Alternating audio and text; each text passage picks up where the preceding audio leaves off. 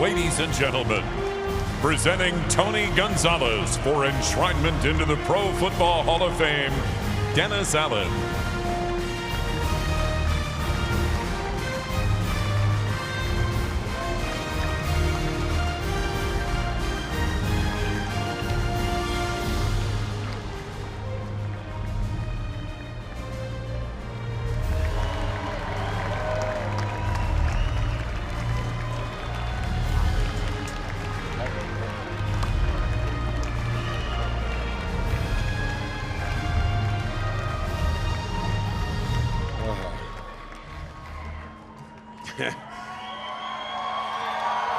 Yeah.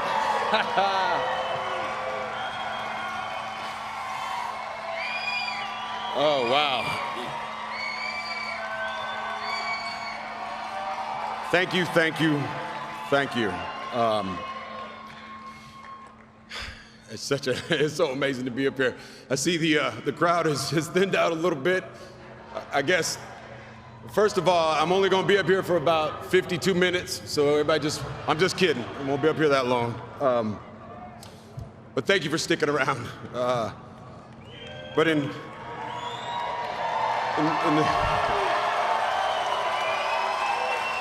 the spirit of saying thank you, I want to start with gratitude, then I'm going to get to a couple stories. But I want to say thank you to everybody, to the city of Canton. You guys have been nothing but gracious to us. 4,200 volunteers. This is truly a football mecca for anybody out there. I want to thank my fellow classmates, 2019 Hall of Fame. We did it, baby. I love it. The Hall of Famers that have paved the way for all of us. I truly, truly am grateful for you guys. It has been an unbelievable special honor to be surrounded by you guys and to be in these behind the closed doors that the fans don't get to see. It's unbelievable. And having said that, I want to say thank you to a couple of Hall of Famers. Michael Strahan, thank you.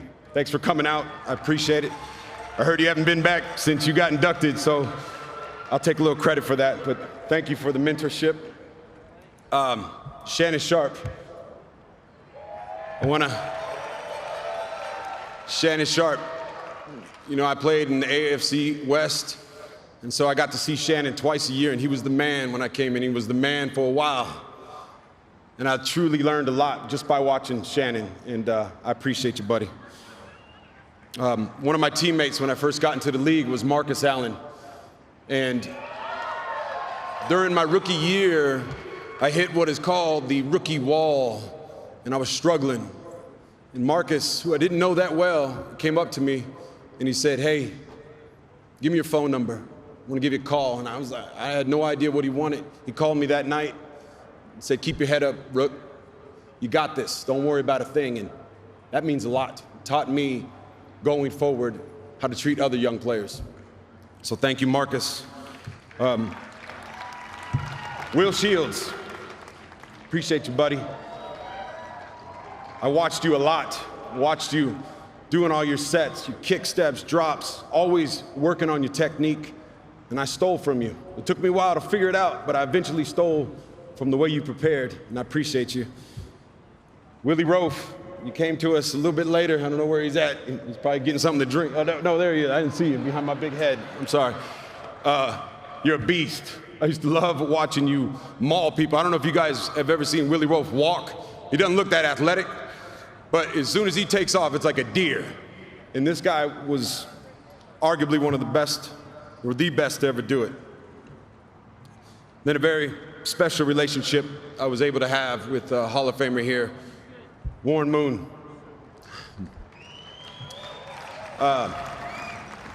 When Warren got to the Chiefs, he was the oldest guy on our team. And this was my third year, and I was the youngest guy on our team. And we got together, we got together and we had ourselves a good time. And he taught me, really taught me how to play this game. He worked with me after practice. We went all around the country having a great time, and he really taught me what it was meant to be a pro, and I appreciate you, buddy. You know, you don't get here without the help, By the way, I'm going to congratulate a lot of people. I played 17 years in the league. I think it was 5 head coaches, so just bear with me. But you can't get here without the help of people. And I want to thank Constance Schwartz, manager, Smack Entertainment. Thank you.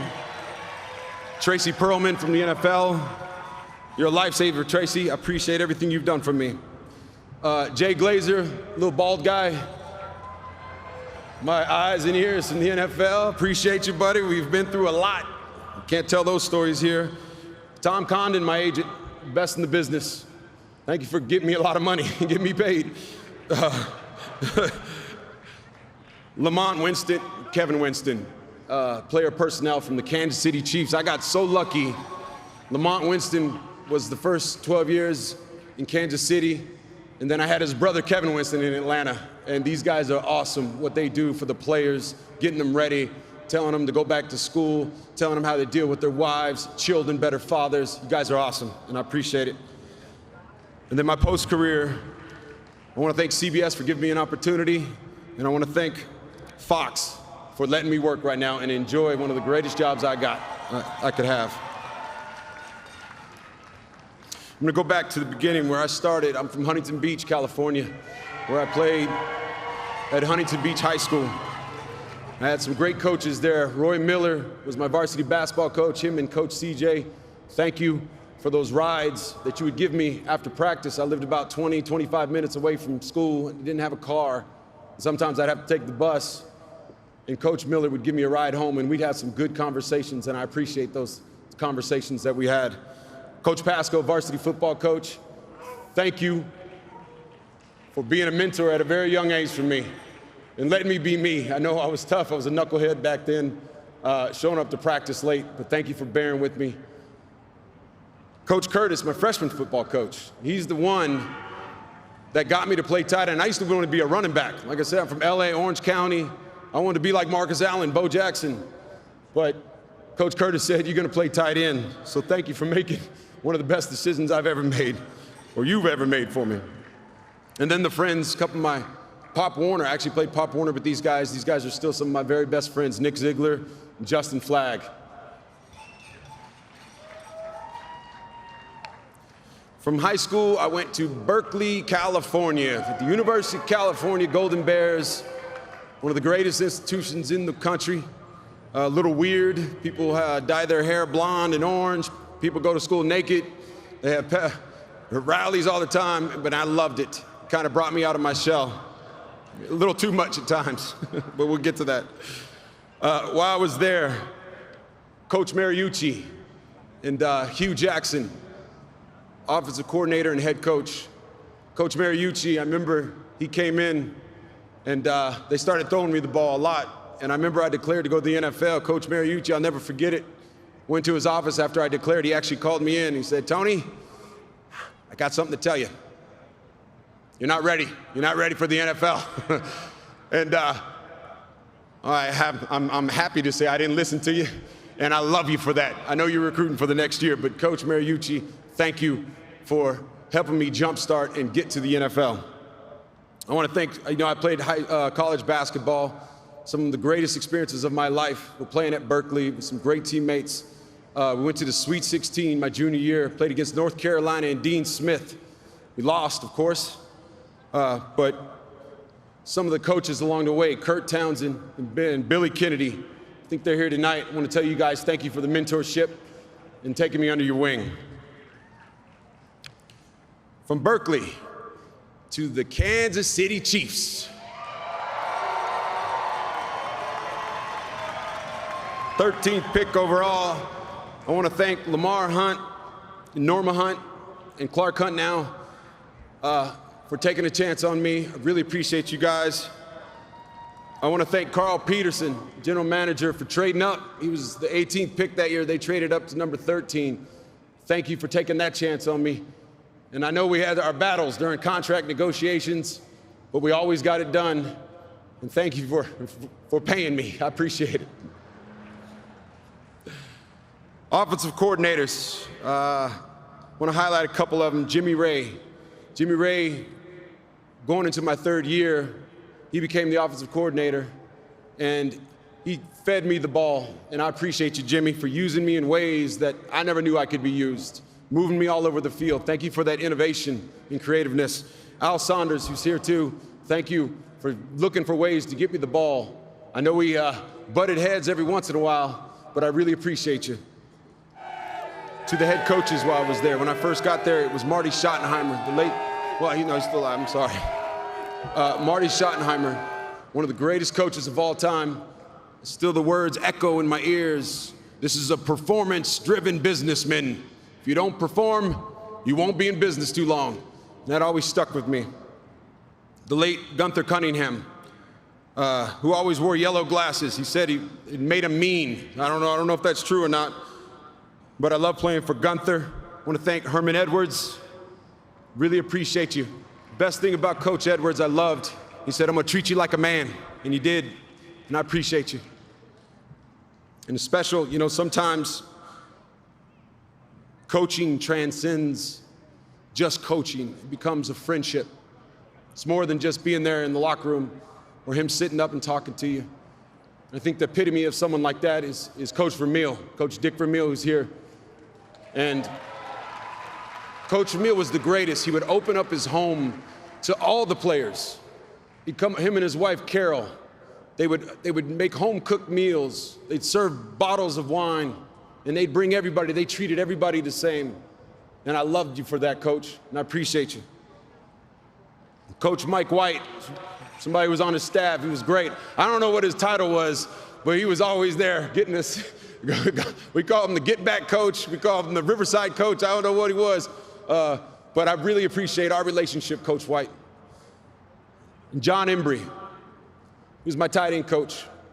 John, he taught me a lot. When you got there, I was already on my way to doing some good things with the position, but I think you elevated that, and you made me a better player. And I appreciate you. I want to go through my quarterbacks while I was there in Kansas City. Every quarterback that ever threw me a football, I just want to say, I appreciate you.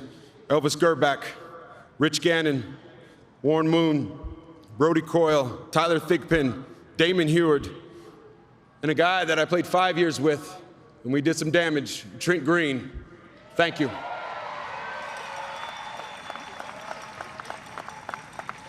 You heard the guys talk about relationships, and I had some great ones, and they're still great friends of mine. Love playing with Jason Dunn, best blocking tight end in NFL history. John Welborn, one hell of a guard. Great friend, Tony Richardson, one of the best fullbacks in NFL history. Billy Baber, tight end, became great friends, man. I love you. And Kevin Lockett, who I got drafted with. I was the first pick, he was the second pick in the draft. He's also my oldest son's godfather. Nico, ask him about some gifts now. I think he owes you a couple gifts. And then to the fans of Kansas City. Are you in the house, Kansas City Chiefs fans? You know what, I'll never forget when I first got to Kansas City, they were singing the Star Spangled Banner, and you guys know where I'm going with this. At the end of the song, I didn't know what was coming. And let me know if you know this one. It comes to the end of it, it says, and the home of the... There it is. And then you'd see the flyover. Nothing else like playing at Arrowhead Stadium. And it brings me, after I had gotten traded to Atlanta, I came back to Kansas City to play a football game. I was on the other side of the ball. I wasn't sure how the fans were gonna treat me. And so I was worried about it all week long. And then during the pregame, they introduced me, which I thought was very special. And then something happened that was one of the greatest moments of my career. The Chief fans started yelling at the top of their lungs. And I remember I looked over and a teammate of mine, Sam Baker, he looks at me and he goes, wow, that is really special. And so you Kansas City Chief fans know how much I appreciated you and how much I cherished the relationships before the game, after game, coming out to the parking lot, giving cookies, giving burritos, words of encouragement. I love you guys. Thank you.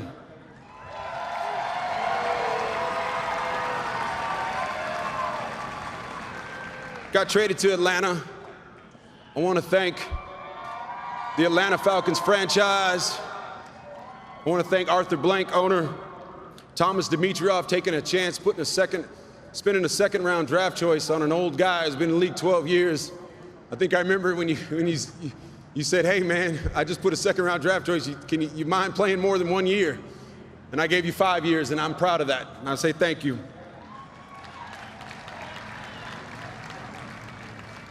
Coach Mike Smith, Smitty, we did some damage, man. 4 winning seasons out of the 5 seasons I was there. NFC Championship game, won my first playoff game.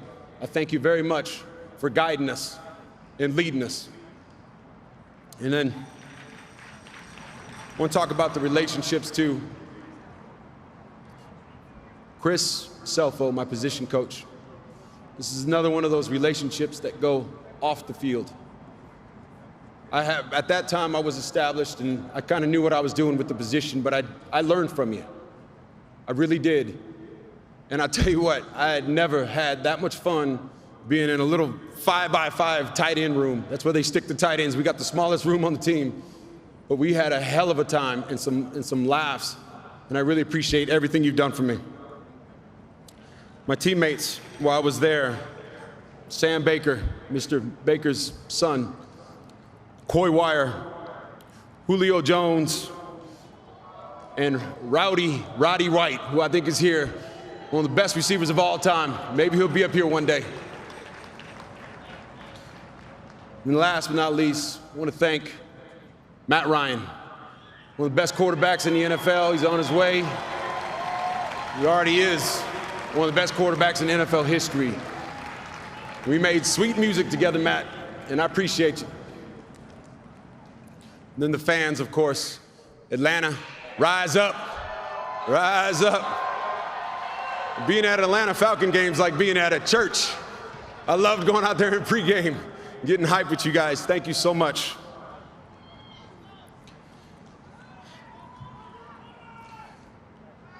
That's the gratitude I want to give. But now I want to tell some stories. They say life boils down to a couple key moments where your life can change just like that. And I've isolated those 3 times in my life. Some of it you already heard, but I'm gonna give you guys the details now.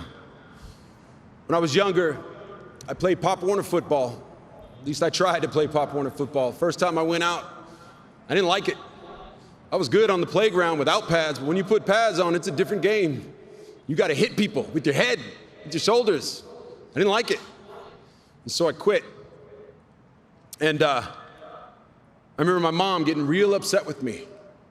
But she said, I'm gonna let you be you, okay. Next year, I went out for Pop Warner again. Remember, I had quit in the middle of the season.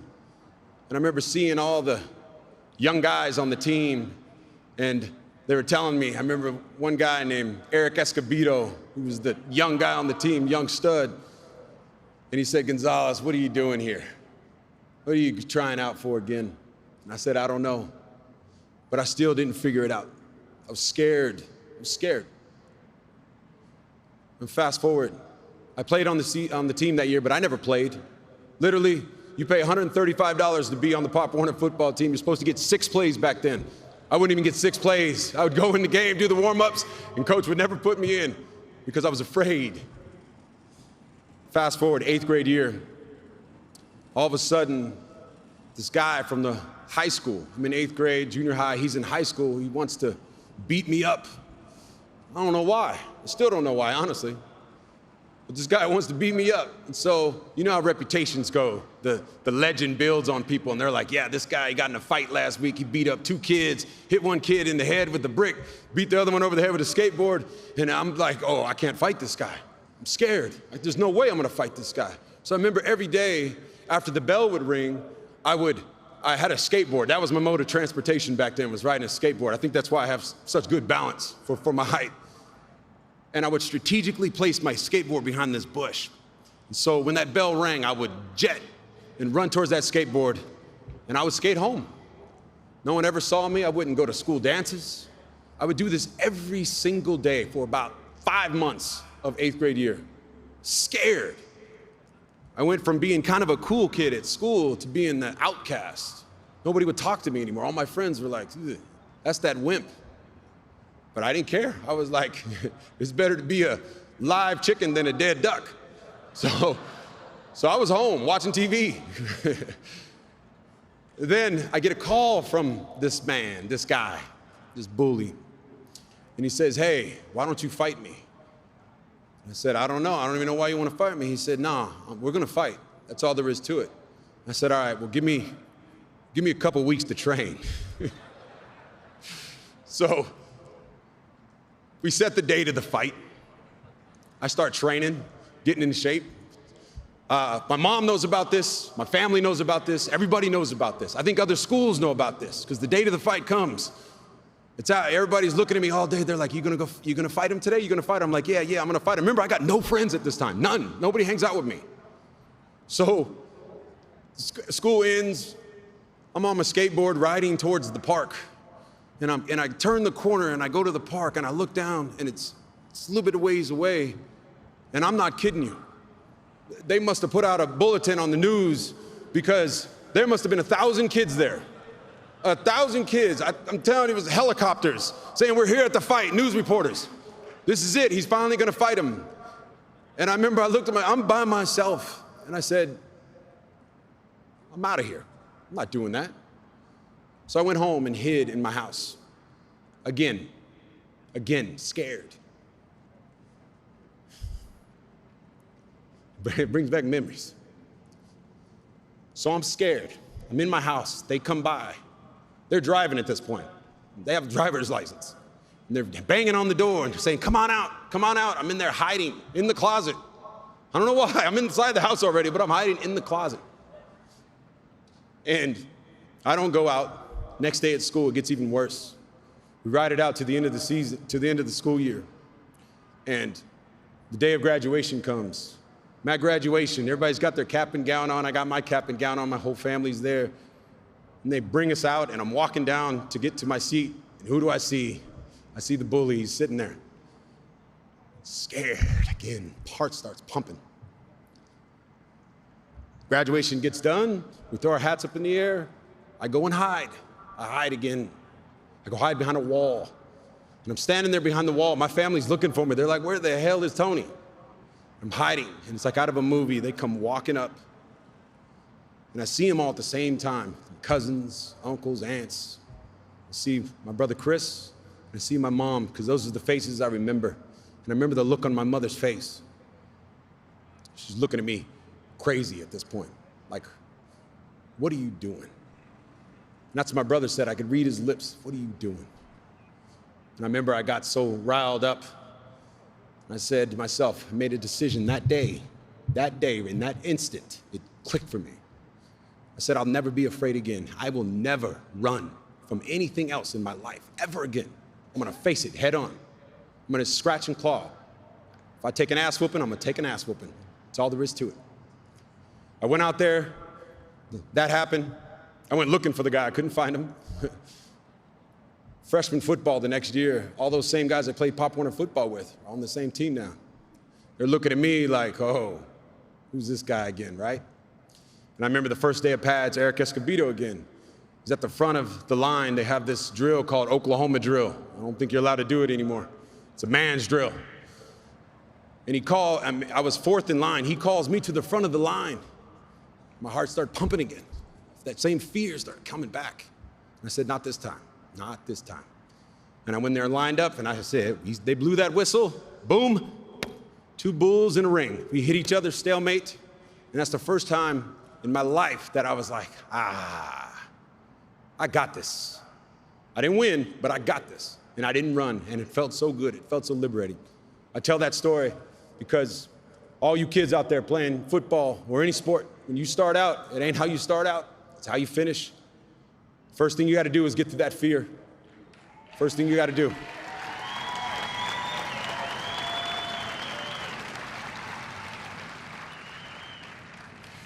From high school, I had a good high school career. Obviously, I went to Berkeley. When I got to Berkeley, another transformative power of crisis happened to me again. It was my second year, And I haven't done anything yet. I was a first-team All-American. Everybody's expecting big things out of me. I wasn't even first team, second team, third team, or even honorable mention, all Pac-10 back then. 10 teams in Pac-10 back then. I was just on the team showing flashes every once in a while what I could do. The basketball court, I'd have good games, then have a bunch of bad games. And the reason was because I was relying on my talent at that point, which wasn't enough. I wasn't focusing. I got caught up in that college atmosphere, in that environment. So one night, I'm sitting there after a night of going out. I'm up in the Berkeley Hills, and I'm sitting on one of the little mountaintops up there. And I'm by myself. I'm looking out. You can see the Oakland airport. You can see the planes coming in and out, taking off, flying out. And I remember looking at it, and it dawned on me. All of a sudden, in that instant, it dawned on me. And I projected myself to those planes. I could be on one of those planes heading back to Los Angeles, back to Huntington Beach, doing nothing, or I could be on that plane going somewhere special, somewhere that's gonna change my life forever. But I gotta focus. I gotta take it seriously, because I wasn't. And I tell that story because I started to take it serious. I started going to class all the time. I started showing up for workouts, but really focusing. I started taking everything more serious. Stopped partying, got my act together. And then Coach Mariucci and Hugh Jackson came in, like I said before. I was first team All-American the next year, gone to the Kansas City Chiefs, 13th pick overall, went to the Sweet 16, had a great tournament, and it was all because of focus. So focus, be fearless and focus.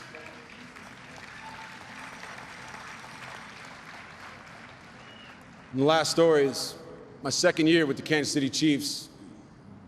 Dennis alluded to it, that it was the worst year of my career. Goes without saying. I led the NFL in drop passes that year, 16 drop passes. I got benched twice during the game. Coach said, go sit on the bench. Not playing well.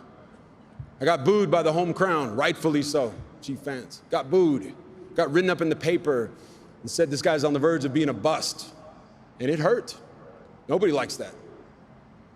So I remember being in my room, crying, depressed, drinking, not in a deep hole. And the more it seems you get depressed, the more it's harder to get out. And I was stuck there for a while, throughout that whole season, until my brother Donnie, he wrote me a letter. It was a quick letter, just said, hey, Tony, I don't know what we've seen out there, but that's not you. It's not you. Get back to being Tony. You can do this. And he put a book of Vince Lombardi quotes. It's just all the quotes that Vince Lombardi says, you know, the greatest moment of a man's life is when he lies totally exhausted on the battlefield, glorious. That stuff spoke to me. It hit me right here. I was like, I like this. It got me going. So I went out there and I did something I hadn't done since 7th grade. I went and bought a book.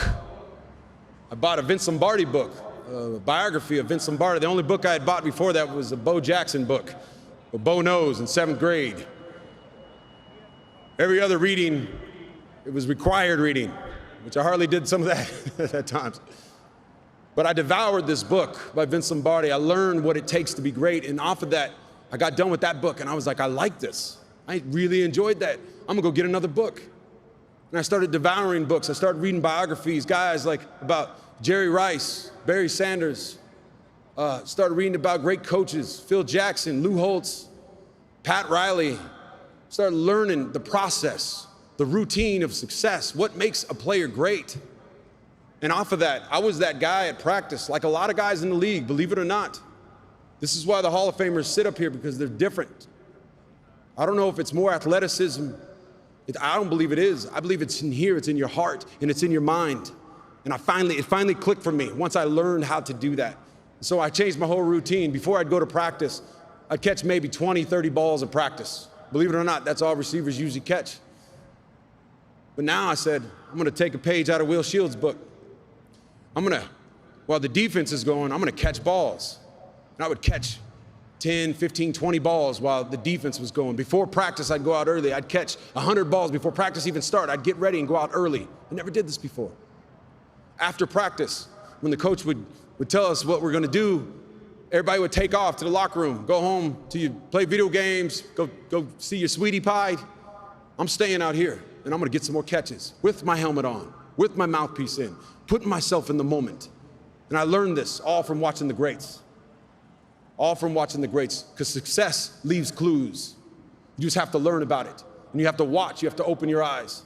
And that changed my life forever. It was the greatest thing that ever happened to me was to have that year. It was the greatest thing that ever happened to me. The downs is where the learning is. That's where the knowledge comes. And I'm forever grateful for these 3 stories I just gave you. That is the reason why I'm standing here. It's not about the touchdowns. It's not about the catches. It's not about the glory. The most learning you'll ever do is when you go through the bad times. In fact, that's part of it. That's part of it. So welcome that when it comes, because I know what it's done for me.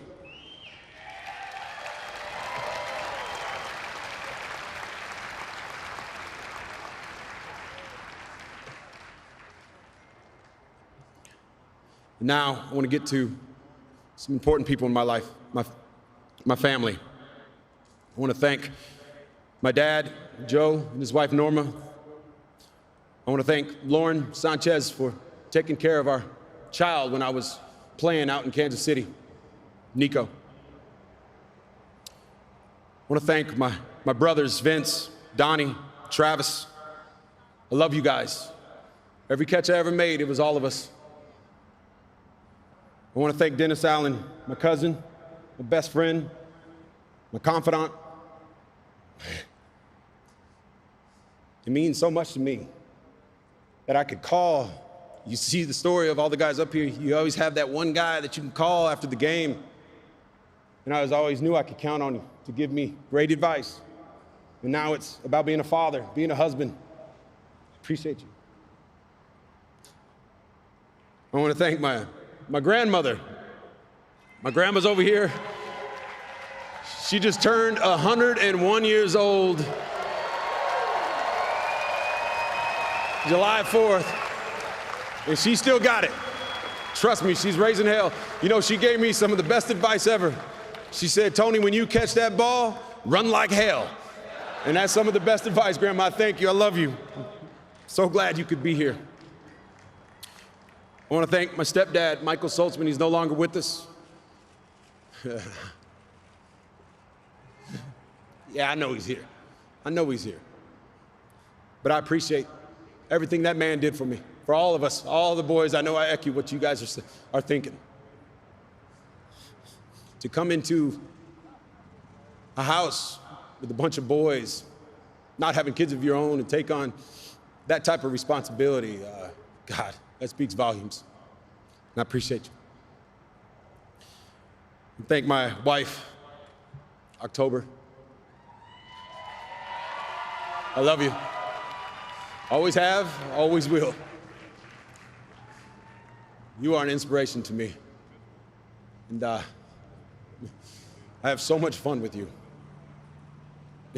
Even if you don't even like football. You don't like football. But I love you, baby. And I want to get to the centerpiece of why I'm here. 2 people. My brother Chris. I remember when I was younger, I didn't really like football. And he used to take me across the street by the arm and say, you're going to play. You're going to play this game. Come play catch with me. And I thank you, Chris. I really appreciate it. You're a big part of my career. And I couldn't be standing here without you. I want to thank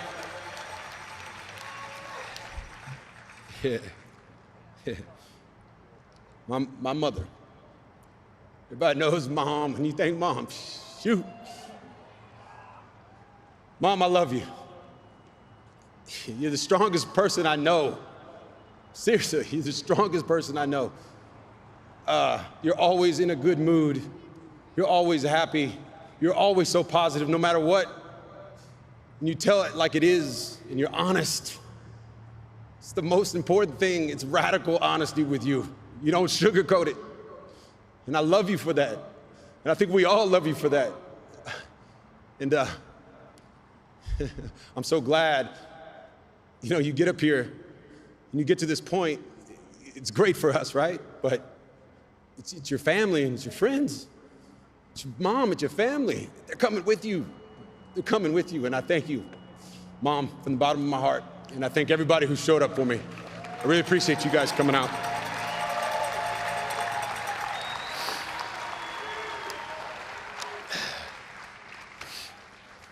And last, I was debating on whether or not I was going to read this to you guys. But I have 4 children: Nico, Malia, River, and Sophia. And I gave you guys all letters this morning. I don't know if you opened them up, but my wife told me to read it to you. So I'm going to read it to you. First, I love you very much. You know that football and sports has brought me great happiness and given us a life I never imagined. But none of that could compare to the joy, the fulfillment, the satisfaction, the fun, the pride, the love I feel in being your father. I know this Hall of Fame weekend has been about me and my experiences to get to this moment. However, I now want to shift this moment to you guys.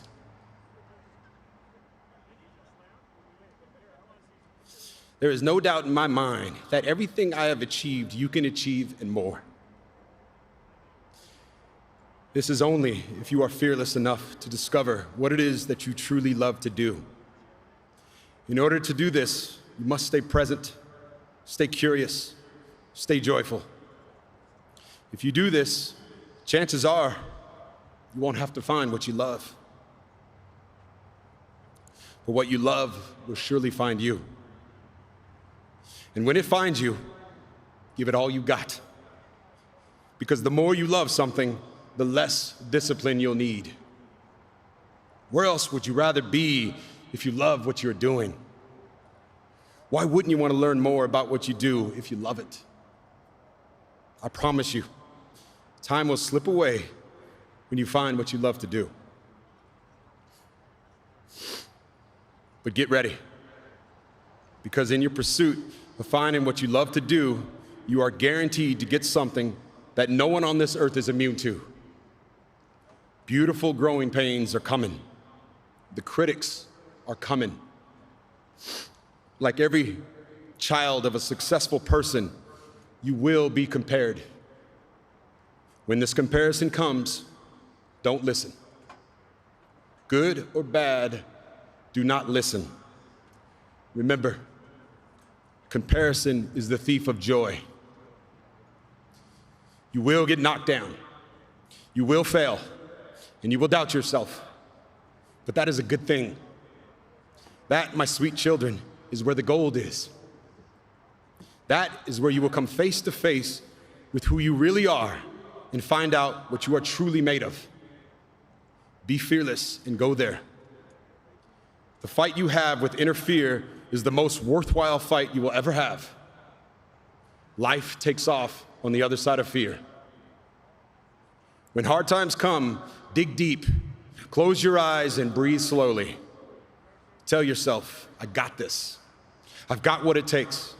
I am more than enough. See the greatest version of yourself. Feel it with every cell in your body and let that vision guide you. For that is who you are meant to be. Success comes in all shapes and sizes, but there is a difference. True success is more than making a lot of money or being recognized as one of the best at what you do. True success is about giving back. It's about kindness. It's about quality relationships. It's about finding joy in other people's joy.